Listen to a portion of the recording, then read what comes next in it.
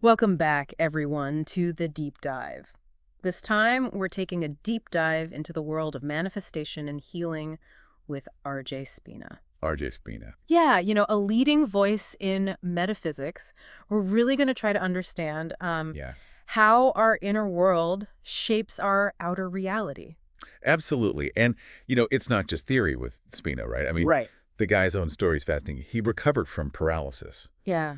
something doctors didn't think was possible. It makes you wonder, Right. what else is possible? We Exactly. can tap into that power. It's pretty amazing. So today we're going to break down Spina's approach. Hopefully you'll walk away with Yeah. not just interesting concepts, but actual tools you can use. Yeah, that's what I love about Spina. So often with this stuff, it's just big ideas, but Mhm. Spina gives us a framework. Yeah, he starts with this idea that kind of seems backwards at first. He says manifesting isn't about what you want, it's about who you It's are. about who you are being. Yeah, which is kind of counterintuitive to how a lot of us think about, getting what we want. It is because we're so focused on the thing, right? Right. Like we want the goal. Right.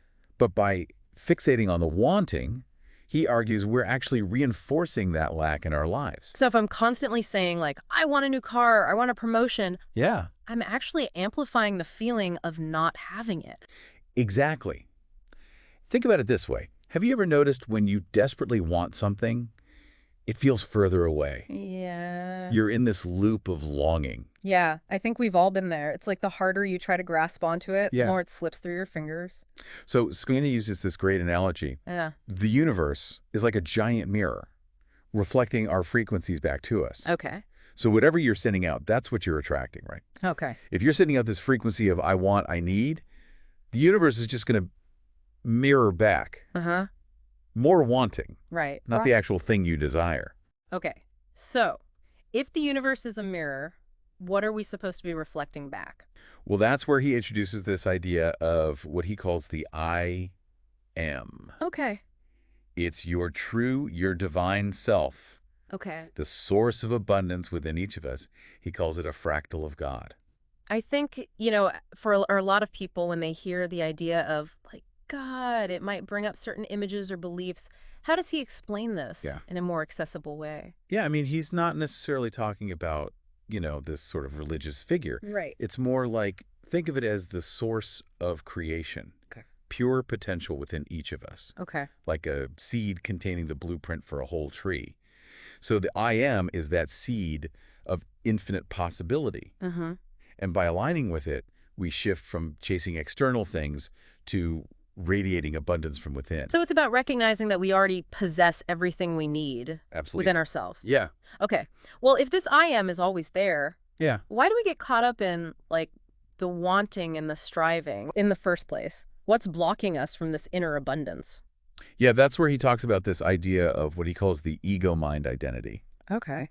And this is where things get really interesting. He says the ego mind is the part of us that identifies with our physical body, Right. possessions, achievements, Mhm. social status, like all the external stuff. Yeah. So it's like that voice in our head that's constantly comparing and judging and needing that. Yeah, needing that validation, exactly. Validation. So Spina says the ego mind is a major obstacle to manifestation because it keeps us focused on what we lack rather than what we have. Yeah. It's always looking for the next thing to fill the void. Yeah. So it can never be truly satisfied. Right. It's like that saying, the ego is like a bottomless pit. Yeah, perfect analogy. It's never full. Never full. And the more we identify with our ego, Yeah. the further we move away from our true I am self. And this is, I think, where so many of us get stuck, right? Yeah. You buy the fancy car, get the promotion, achieve a certain level of success, Yeah. but the satisfaction's fleeting. Right. And then you're just on to the next thing. Exactly. So how do we break free from this ego-driven cycle? Well, he says the first step is awareness. We need to start noticing when the ego is running the show. Okay. So, ask yourself, Hmm. am I making this decision out of fear or love? Right. Am I seeking external validation?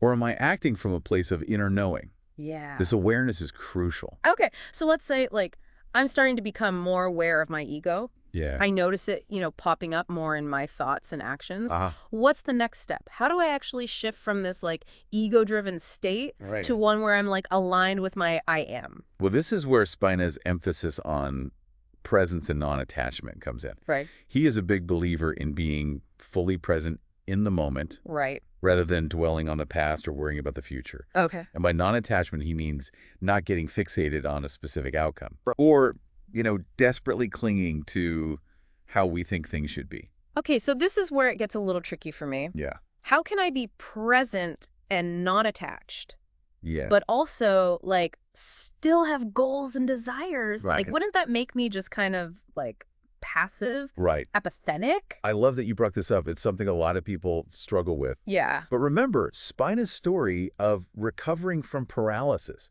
So he's in the hospital, Yeah. unable to move, Right. and he declares his intention to walk again. Right. But, and here's the crucial part, he also says he was at peace even if he didn't. So he was simultaneously, like, holding that intention of walking again. Yeah.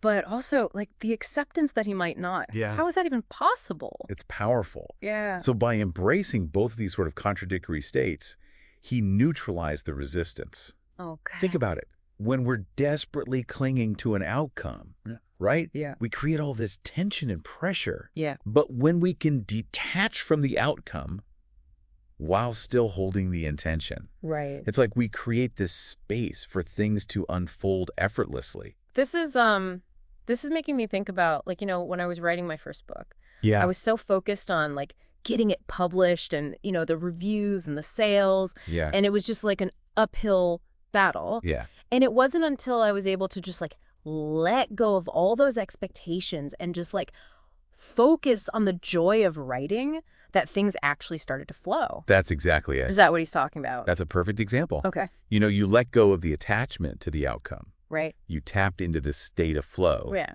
which allowed your creativity to flourish. Yeah. So that's the magic of non-attachment. Okay. Doesn't mean we don't have goals or desires. It just means we don't let them control us. Right. Yeah. Yeah. So it sounds like the key here is finding this balance between, like, Yeah. intention and non-attachment, effort and ease. Yeah. But, like, how do we actually do that in our everyday life? Well, I think that's a question we're going to dive into more Yeah. as we continue to explore Spina's framework for manifestation, Okay. which he breaks down into 4 key elements: desire, intention, unification with self, that's the I am, and being at peace. Okay.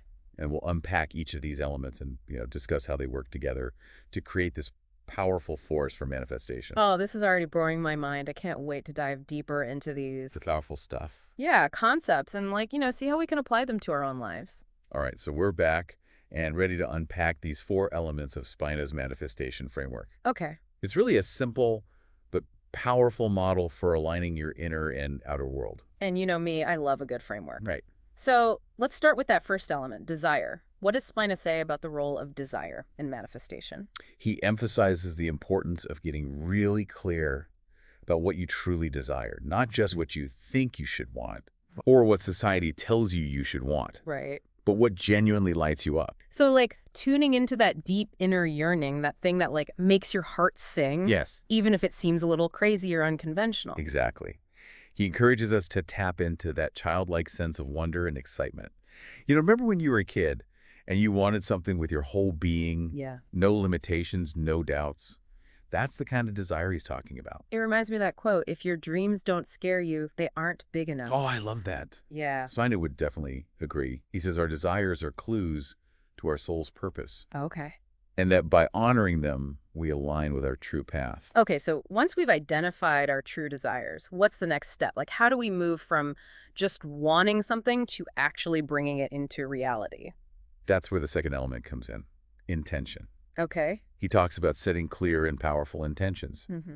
But it's not just about writing down your goals or saying affirmations. Right. It's about aligning your thoughts, emotions, and actions Okay. with your desired outcome. So it's about embodying the energy of what you want to create, not just, like, thinking about it. Exactly. Imagine an archer aiming for the bullseye. Okay. The archer's intention is focused, steady, unwavering. Uh-huh. In the same way, our intentions need to be clear and directed if we want to hit our target. Got it. Yeah. So have my desire, I've set my intention. Now what? How do I bridge the gap between my inner world and my outer reality? That's where the third element comes in. Yeah. Unification with self. Yeah. So connecting with your I am. Right. So this is about going beyond the ego mind, Yeah. beyond all those like limitations and doubts, Exactly. and connecting with that like pure potential that resides within. You got it. Okay. Spina says that when we unify with our I am, we align with the frequency of what we desire. Okay. We're no longer operating from a place of lack or scarcity, Right. but from a place of wholeness and abundance. Okay. Yeah. This is powerful stuff, but for a lot of people, connecting with their I am might sound, a little esoteric. Ye- Like, how do we make that concept more tangible? Right. Well, there are many practices that can help facilitate this deeper connection. Right. Things like meditation, mindfulness, spending time in nature, journaling, or engaging in creative activities. So it's about like finding things that help us to like quiet the mind, Yeah. drop into the present moment, and like connect with that inner stillness. Absolutely. It's about cultivating a sense of inner peace and alignment. And this brings us to the fourth and final element of Spina's framework, being at peace. Now, this one really resonates with me because I know from my own experience that like when I'm stressed or anxious, Yeah. I'm not exactly a magnet for good things. No. It feels like I'm pushing everything away. Right. Yeah. Spina talks about the importance of surrendering to the process, trusting the timing of the universe, and finding peace in the present moment. Right. Remember when we talked about his story in the hospital? Right. He was holding the intention of walking again, Yeah. but he also found this like peace in the uncertainty of the outcome. Like how do we do that? How do we actually cultivate the sense of peace in our own lives? He emphasizes the importance of shifting our focus from what we lack to what we already have. Okay. Practice gratitude, appreciate the small joys, and cultivate a sense of abundance in all areas of our being. So it's like that recognition that we were talking about earlier. Yes. We already have everything we need. Exactly. It's a shift from scarcity to abundance, Yeah. from fear to love. Right. And when we operate from this place of peace and trust, we become powerful magnets for what we desire. Okay. So just to recap, Spina's framework for manifestation involves Yeah. identifying our true desires, setting clear intentions, unifying with our I am, our true selves, and being at peace with the process. That's a great summary. Yeah. And he emphasizes that it's not a linear process. Right. These elements are interconnected and they work together to create this powerful synergy. Yeah. It's a dance between intention and surrender, effort and ease, doing and being. And like any good dance, it takes practice. Absolutely. Yeah. The key is to be patient with yourself, Yeah. to experiment, and to trust the journey. Okay, this has been so illuminating for me already. Good. But I think for some listeners, the idea of surrendering to the process might sound a little passive. Like, are we just supposed to sit back and wait for things to magically appear? It's a great question, and it brings us to this crucial point that Spina makes about the relationship between action and manifestation. Okay. He says that surrender doesn't mean we become passive or inactive. Right. In fact, it's often through inspired action that our desires actually manifest. So it's about taking action, but from a place of alignment Yeah. and trust rather than from like force or desperation. Exactly. Think about it this way. When you're aligned with your I am, your actions flow effortlessly, and you're guided by this sense of inner knowing. You're not pushing or striving. Yeah.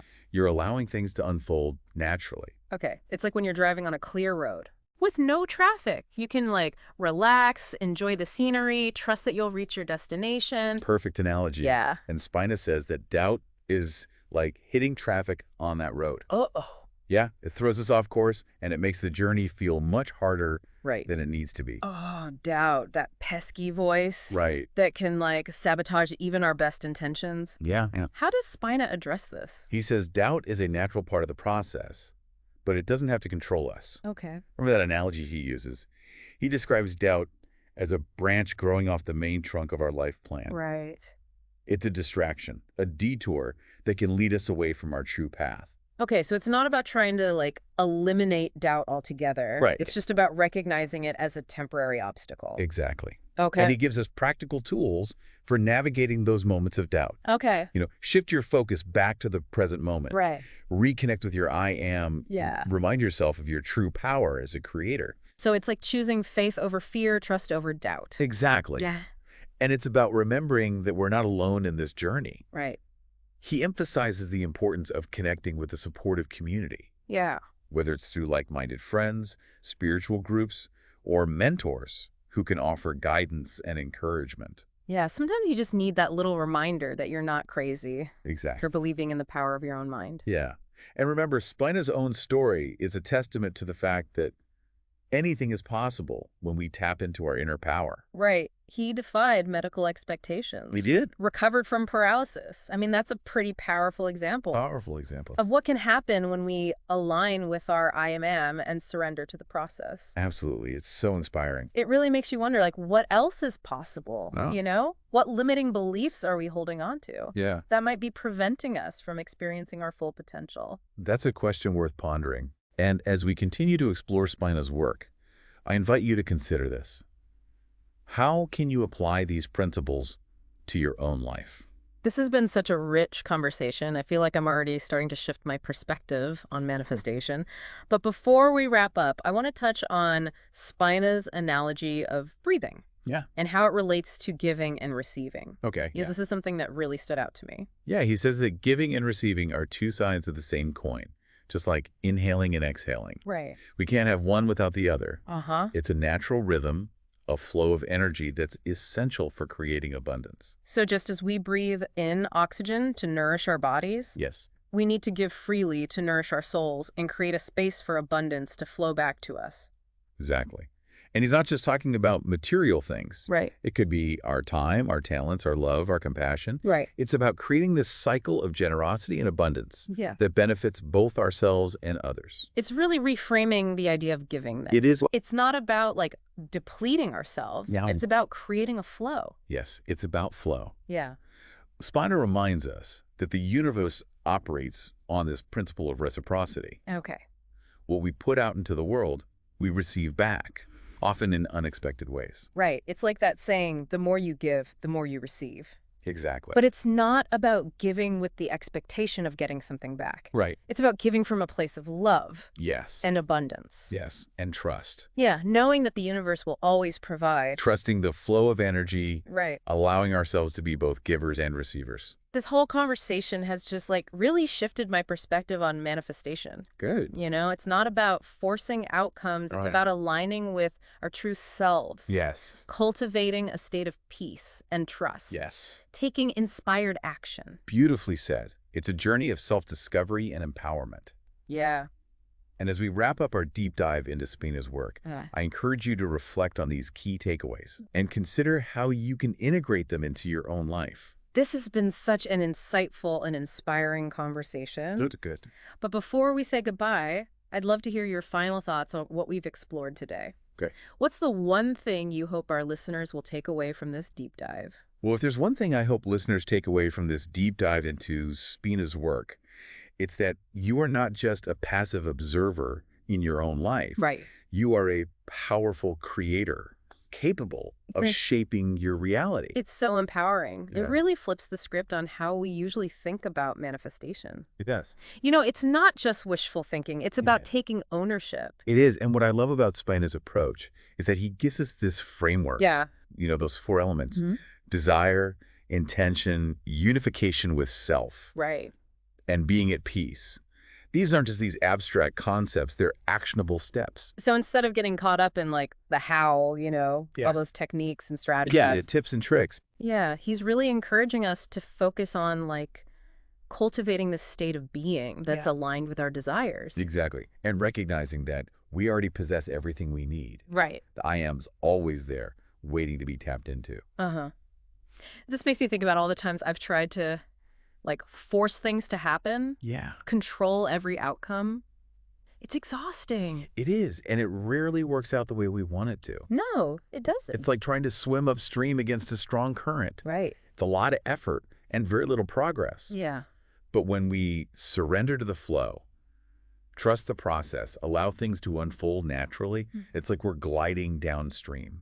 This idea of surrender, I mean, it's so powerful. It is. But I think for a lot of people, it can be a challenge. Oh, absolutely. Because we're so conditioned to like hustle and grind and make things happen. Yeah, and Spina reminds us that Surrender is not about giving up, or becoming passive. Yeah. It's about releasing the need to control Right. and trusting that the universe has our back. It's about having that faith that things are unfolding as they should, Yeah. even if we don't understand the why or the how. Exactly. And recognizing that sometimes the universe has a better plan for us than we could ever imagine. Right. It reminds me of that quote, what you seek is seeking you. Ooh, I love that one. Yeah. It's like when we're aligned with our true selves, Yeah. our desires naturally gravitate towards us. Yes. And when we surrender to that flow, Right. we open ourselves up to possibilities and opportunities that we might otherwise miss. This whole conversation has been such a powerful reminder that we are not just victims of circumstance. We are not. We have the power to create the life that we desire. Absolutely.